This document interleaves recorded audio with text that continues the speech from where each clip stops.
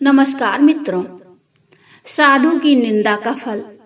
राजा पृथु एक दिन सुबह सुबह घोड़ों के तबेले में जा पहुंचे। तभी वहां एक साधु भिक्षा मांगने आ पहुंचे। सुबह सुबह साधु को भिक्षा मांगते देख पृथु क्रोध से भर उठे।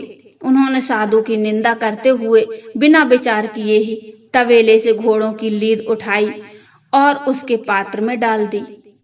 साधु भी बड़े शांत स्वभाव के थे।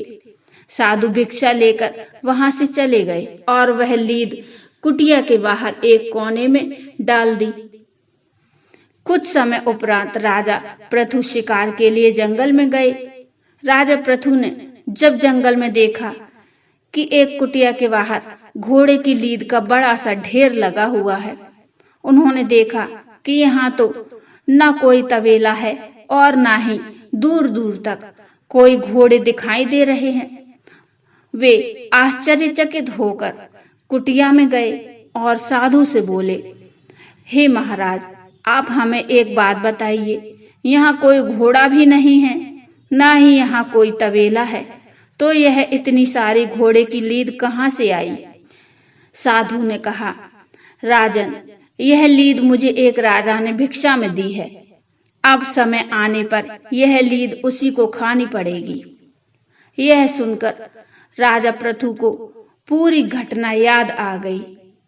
वह साधु के पैरों में गिरकर क्षमा मांगने लगा। उन्होंने साधु से प्रश्न किया, हमने तो थोड़ी सी लीद दी थी, पर यह तो बहुत अधिक हो गई है। साधु ने कहा, हम किसी को जो भी देते हैं वह दिन प्रतिदिन प्रफुल्लित होता जाता है और समय आने पर हमारे पास लौट कर आ जाता है। राजन, यह उसी का परिणाम है। यह सुनकर राजा पृथु की आंखों में अश्रु भर आए। वह साधु से विनती कर बोला, हे महाराज, मुझे क्षमा कर दीजिए। आइंदा मैं ऐसी गलती कभी नहीं करूंगा। मुझे कृपया कोई ऐसा उपाय बताइए जिससे मैं अपने दुष्ट कर्मों का प्रायश्चित कर सकूं। राजा की ऐसी दुखमयी हालत देखकर साधु बोले, राजन, एक उपाय है। आपको कोई ऐसा कार्य करना है जो देखने में तो गलत हो पर वास्तव में गलत ना हो। जब लोग आपको गलत देखेंगे तो आपकी निंदा करेंगे।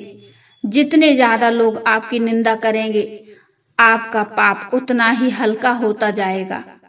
आपका अपराध निंदा करने वालों के हिस्से में आ जाएगा। यह सुन राजा पृथु ने महल में आकर काफी सोच विचार किया और अगले दिन सुबह ही उसने शराब की बोतल ली और चौराहे पर बैठ गया। सुबह सुबह राजा को इस हाल में देखकर सब लोग आपस में राजा की निंदा करने लगे कि कैसा राजा है, कितना निंदनीय कृत्य कर रहा है, क्या यह शोभनीय है आदि। पर निंदा की परवाह किए बिना राजा पूरे दिन शराबियों की तरह अभिनय करता रहा। इस पूरे कृत्य के पश्चात जब राजा पृथु पुनः साधु के पास पहुंचा तो लीद के ढेर के स्थान पर एक मुट्ठी लीद देखकर आश्चर्य से बोला, महाराज, ये कैसे हुआ? इतना बड़ा ढेर कहाँ गायब हो गया? साधु ने कहा, राजन, यह आपकी अनुचित निंदा के कारण ही हुआ है। जिन जिन लोगों ने आपकी अनुचित निंदा की है, आपका पाप उन सब में बराबर बराबर बट गया है। गुरुदेव जी कहते हैं, जब हम किसी की बेवजह निंदा करते हैं तो हमें उसके पाप का बोझ भी उठाना पड़ता है तथा हमें अपने किए गए कर्मों का फल तो भुगतना ही पड़ता है। अब चाहे हंस के भुगतें या रोकर, हम जैसा किसी को देंगे वैसा ही लौटकर उससे वापस भी आएगा। इसलिए सदैव अच्छे कर्म करें और किसी की निंदा से बचें। साधु संगत की सेवा करें, सत्संग सुने और सत्संग में कहे गए वाक्यों को अपने हृदय में बैठाएं।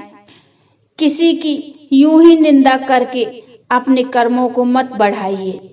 दुनिया में जो करता है उसे उसका फल जरूर मिलता है। इसलिए हम अपने आप को देखें, अपने अंदर झांकें, ना कि दूसरों की निंदा करें, चुगली करें। अगर हम किसी की निंदा चुगली करने से नहीं हटते तो हमारे कर्मों का ढेर भी उस लीद के ढेर की तरह बढ़ता जाएगा। इसलिए अच्छे कर्म करें। अच्छे कर्म करना ही जीवन का कर्तव्य है और इसी से जीवन सफल हो सकता है। मित्रों, ये कहानी आपको कैसी लगी मुझे कमेंट में बताइए। कहानी अच्छी लगी हो तो लाइक करिए और चैनल को सब्सक्राइब कर लीजिए। मिलते हैं फिर एक और नई कहानी के साथ। तब तक के लिए जय श्री राम, हर हर महादेव।